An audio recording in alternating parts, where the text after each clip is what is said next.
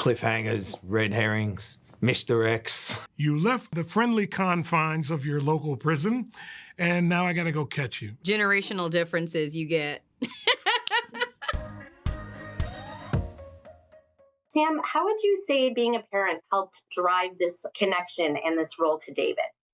Well, I don't use my kids or that feeling like in my work. I just think when you become a parent, something pops out of you anyway, and I'm in a lucky position where I'm the tool, so I have to use everything that's at my disposal, and that protective aspect that I have, that protective feeling that I have, obviously plays into this a lot, and those feelings of anxiety definitely play into the character, and you can kind of journey with it that way. As a father, I was connected instantly because I think what's so unique about this story is we've seen the fugitive story, but like Harlan said, David doesn't care if he proves his innocence. He just wants to find his son. And I think even deeper than that, the pathos that Harlan created was, as a father, I think we could all say, I would give my life to save my son, no problem.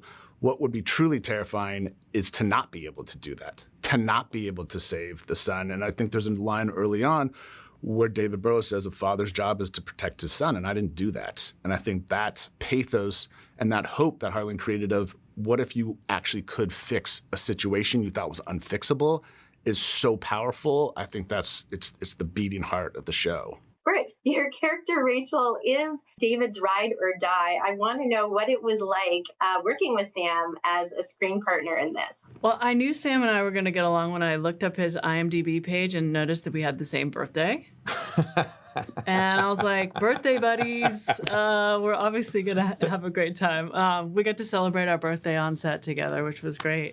But no, it was great. It was great to form this particular connection together. Rachel and David have the shared history of the family, but they also have this inflection point in their lives where they've both been through so much. They've lost everything, and they're rebuilding from that point. And they see each other and just have this instant recognition of what the other has been through. And that trust really takes them through the rest of the series. I want to know what it was about the story that made both of you say yes. And did you turn the pages as fast as I binged? I love Harlan's IP. I'm just obsessed with how he tells a story. I love trying to figure out the twist, the multiple twists before they show up, and have an opportunity to be in that world. You know that every character is going to have a story to tell. He doesn't put a character in his stories that are for nothing. And that, as an actor, is really rewarding. Just being invited to come and join him personally by Harlan. I mean, we were involved in a meeting on a project that I was doing some writing on, and he had mentioned that he was doing this thing and that people wanted me to do it, but they didn't want to ask me to do it because they thought I'd be too expensive. I said, well, I can guarantee you this, I'll never do it if you don't ask me. And he did. And so I agreed to come aboard simply just on, the guy sold 90 million books, man. If he wants you to do your show, you go ahead and do his show. When it comes to David's character, everybody likes to root for the underdog. What is it about David that makes him so likable? I don't think he's very likable. I don't think he's very likable. He's been hardened in prison. He was, convicted of something he didn't do and has distanced himself from his family. I think it's just the truth. I think it's just the fact that he didn't do it. And that's big because think about how many currently incarcerated people are innocent. And it doesn't matter whether you think they're likable or not if they are innocent. You know what I mean? That's how I see it. It's a little bit different for Max, and Max doesn't give a damn if he did it or not. My job is to do my job. His job is to try to keep me from doing it. He escaped from prison. He's going back to prison. That's as far as I say a line in an episode where I say, hey, we just catch them, we don't cook them. I don't care what the story is. The point is, you were doing a life sentence in prison. You left the friendly confines of your local prison, and now I got to go catch you. And that's all I care about. I'm catching you, I'm bringing you in. If we happen to find out along the way something different, doesn't change the fact that you're going back to prison. You have them let you out like through the front door, with the key, and somebody actually turns it. But you can't just leave, because if you take a poll amongst prisoners, you will find that almost 100% of them were completely innocent. So Max doesn't care about any of that likability, whether he killed his son or not. The job is the job. Generational differences you get. Everyone loves an underdog story. So what makes David Burrows worth cheering for? Harlan, do you want to begin? Well, I think he's the ultimate underdog in many ways. I wanted to write a story where I start a man in the worst place he could possibly be. And the opening line of the book, and pretty much have that in the show too, is, I am serving the 5th year of a life sentence for murdering my own son. Spoiler alert, I didn't do it. And so starting somebody off there where he still feels guilt and blame for what happened, doesn't even care if he's found guilty or innocent, because either way his son is still dead, so he's still serving a sentence, and then very quickly gets a visit that changes everything for him. That was sort of the concept that I wanted to open with and start and get the story moving. Filming in Toronto, what was that experience like, and how do you both enjoy being in Toronto? I worked in Toronto a lot, and I love it. I love Trinity Bellwoods and how many picnics you guys have after a day of work. Didn't you notice people picnicking everywhere?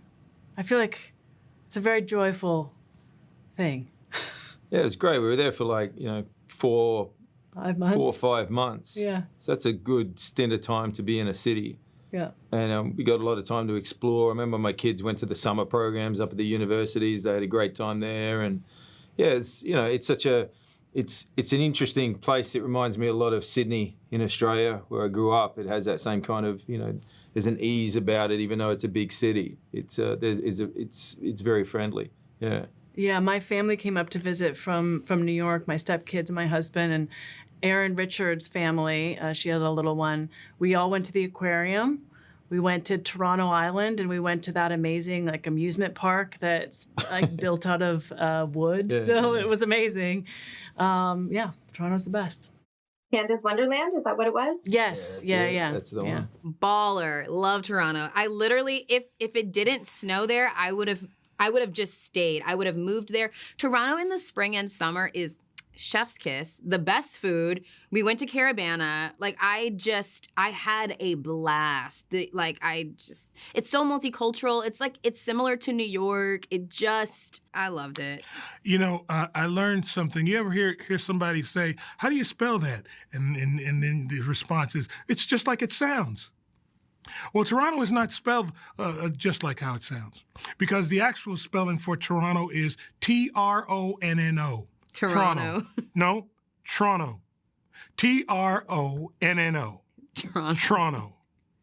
And I just pronounced it that way the whole time, because I started hearing people. So whenever they asked me where I was working, I had to write it down. I would go Tronno. And Toronto has the best cigar shop in the world, Casablanca Cigars. Best cigar shop, and I've had plenty of them. And I loved it. Finally, what do you hope audiences feel, without giving away the ending, of course, after watching the series or while watching the series?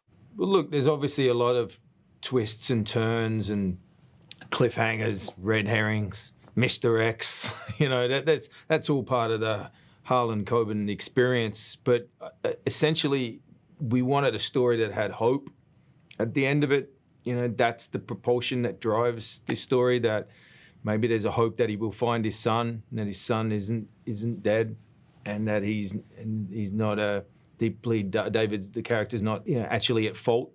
And so you want the fact that hopefully this family can heal together, and that's what the end goal is, amongst all the suspense and spectacle.